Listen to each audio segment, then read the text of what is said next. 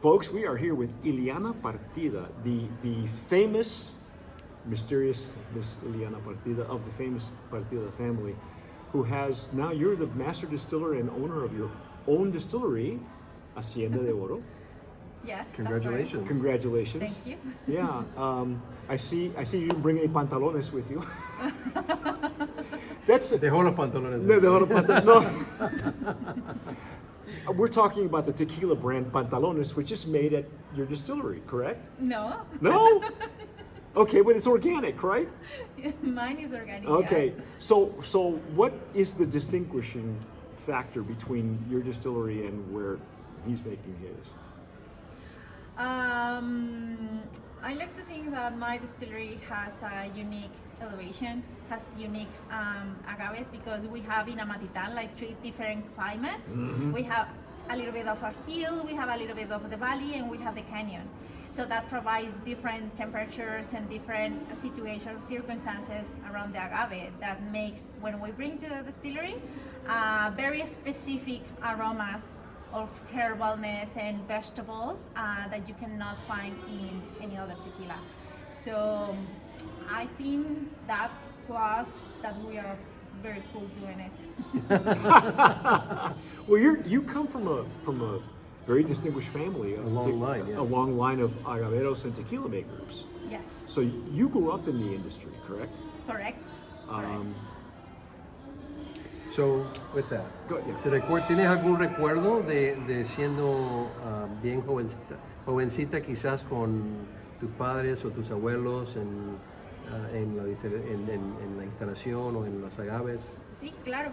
¿Puedo hablar en español? Sí, claro. Sí, en cómo español no. o inglés, como quiera. Como sea. Ahí se me sabía el español.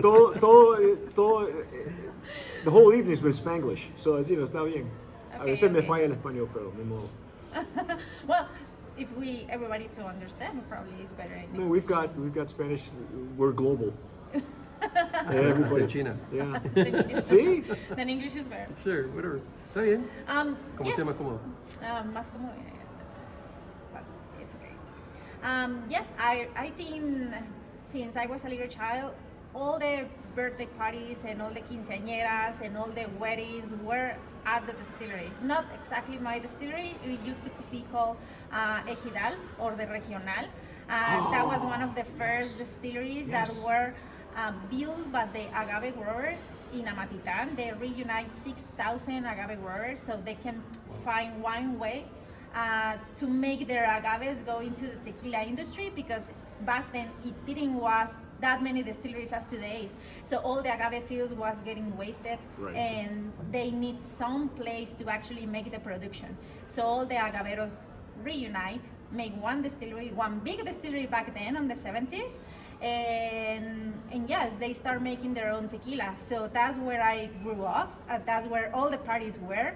And we Wow. didn't knew that was like tequila. We were just running on the tanks and the autoclaves. It was kind of dangerous, but nobody says anything because everybody was drunk. Everybody out was there. drunk at Yes. that point. So Yeah. nobody They were too cared. busy partying. Yes, and at some moment they, my family realized it was better to make another distillery because 6,000 people is a lot. I mean, sometimes I Yeah. don't get along with my 4 brothers. So can you imagine 6,000 people? Are you the youngest?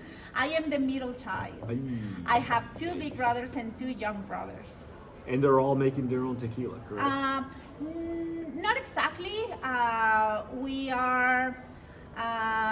We do have 2 distilleries. One is from my father and the Right. other one is from my mom. Okay. And I am working on my mom's distillery. Well, we are now partners. Mm-hmm.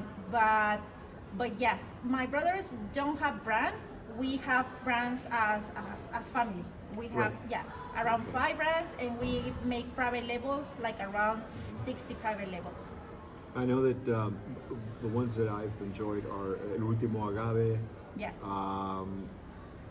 Which one is currently the one that you're with, that you're putting it into the market right now? Well, to the show we have El Ultimo Agave because that's the one that we have the most time with. Okay. And I am also launching Amatitense, which is a little bit more unique to me, or a little bit more special, because I'm I make the design based on the architecture of the church of Amatitense, and it's a single barrel, a strength barrel tequila, which I truly love. I think is quite unique, and I think those are the ones that I'm having right now in LA. The other ones that we produce or that I am master distiller is Elevación 1250, is Quintaliza, and well, we have a few others that are produced on my distillery that are right now making some noise here in Los Angeles, like Dos Ángeles Caídos or Entre Manos. Yes. So those are very cool brands also. Yahaira. Yahaira. Yes. Yes. Excellent. This being the event that it is, La Diosa Project, it's geared toward women in the industry, and I had in this book, the Babes to Boss Ladies book, which we wrote, and one of the partidas that I have in this book is Sofia Partida, which is a cousin of yours, correct? It's a cousin from my father. From your father, yes, and at the time she was a trailblazer. So the Partida family has a history of being at the forefront of what technically is a male-dominated industry. What sort of challenges do you see in your position now that is different from when Sophia was in the business? Well, Sophia was when my mom was also at the distillery. And I remember my mom had a lot of struggle trying to make her own ideas on the production or the bottling line. So yes, it was a very tough time. What has been changed? Of course, a lot of things, because the market is changing. And as long as the market change and they are asking for more, there's a lot of women out there that drinks tequila. So whenever you're saying like, oh, this is a female-led distillery, or brand, is they care. They yes, like they do. To try they it. like to try it. Yes, and sometimes, or back then, it wasn't this huge communication, it wasn't social media, so I don't think it was relevant, or not relevant, but the people was not aware of the situation of the women in the industry. So now it's not, I won't say it's like way easy. I mean, it took me a while to convince or to try to demonstrate that I was talented or something, or to capable. lead or capable to lead the distillery. So it took a while to do that. But at the end of the day, I think that if we keep ourselves accountable and if we give the results that the distillery is needed, then the results speak by themselves. You don't have to say, oh yes, I know how to do it. You have to prove it. Mm-hmm. And then the results will be there, and that will give you the credibility. So yes, I mean, it's quite a challenge every day. I think the biggest challenge was to actually be in my position. I mean, all the steps that took me here, all the years where I was trying to push a little harder to the structure that I was working with, was fun enough. I know that it was my father, but I didn't start as master distiller with my father. I started in Tres Agaves, which was another distillery. Yeah, whole another distillery. Whole another distillery, whole another story. And yes, I think I had to be outside to be actually recognized inside, which is so weird. Wow, That's interesting. that is weird, because you would think that the family, that you would have the family would carry a clout, Yes. but it was completely reversed for you. Yes, and because I also have two big brothers. So in this structure or family structure, you're not always the first choice, because of course you have a big brother, so he's supposed to be the one that takes the lead. Right. And then I have a second brother, so it was like I was kind of the third option, if I ever was an option. So it was kind of difficult to change that. You would have been my first option, frankly. I just, No, I think I was not, but I left very clear after working for somebody else that I was capable of doing great things. So I proved myself outside, and then my father asked me to come to get back to the distillery, and he promised me a better position. So when I was inside, both parents agreed that I was the one that should take the lead of the distillery. Excellent. Congratulations, Wow, felicidades. Okay, so That's very inspirational. It Oh, is, thank you. and this is why we're here, because every young woman or couple that we've had here tonight on our podcast, our open bar podcast is what we call it, has had a great inspirational story. And so we ask them this question. So before we let you go, before they kick us out of here, Yeah. for women that want to get into this industry, what advice do you have for them? Because your challenges, I was going to say, your challenges are different than your mother's challenges when she started. Yeah. So what advice do you have now for the current generations that are coming up and going, I think I want to do what she's doing?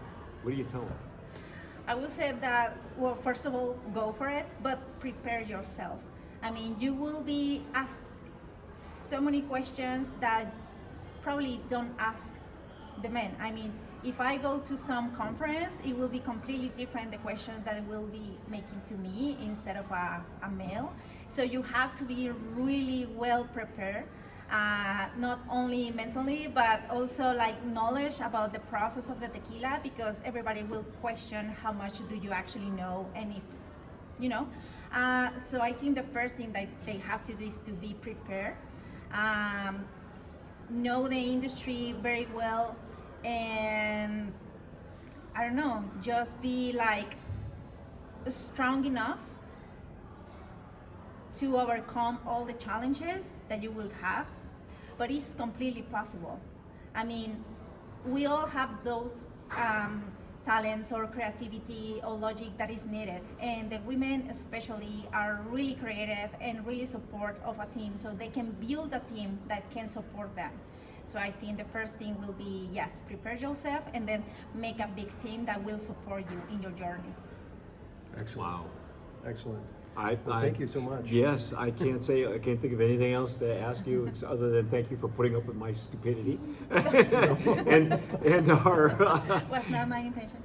yeah. No, we are very, very impressed.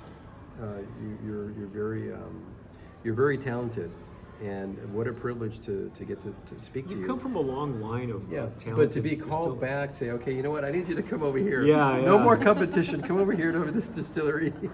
Yes. That speaks volumes. That speaks volumes, right? Yes, and that was not the first time. I quit like 3 times. Yeah. Oh wow. Before that happened. But you know what? You have the ability to do that and still come back. So that's very impressive. Yes, I So- wanted to come back because I wasn't satisfied with what I had achieved on Hacienda de Oro. I said, like, I can do it better. So yes, if you let me in again, I will do it better, and I will, yeah. Wow. You're a powerhouse. Well, yeah. Yeah. I feel like, completely. Yeah. I'm flabbergasted because I knew I had seen other other of your interviews, but we have never interviewed you, and they couldn't have found a better person to helm this effort that you have, and there's more coming. There's It is. now you just sit back and have people come to you now, right? Well, I don't know about that, but Anyway. but I will keep doing my best, for sure. Good. Then we know that. We think you're phenomenal, and thanks for the privilege of el honor y de poder hablar con usted un ratico. Gracias. Es un placer y un privilegio para nosotros. Thank you so much. Muchas gracias. You can. We're done. We're history. They're kicking us out. Thanks, folks, for watching. We appreciate it. Alex and I say hi, bye, adios, Bye-bye. bye bye.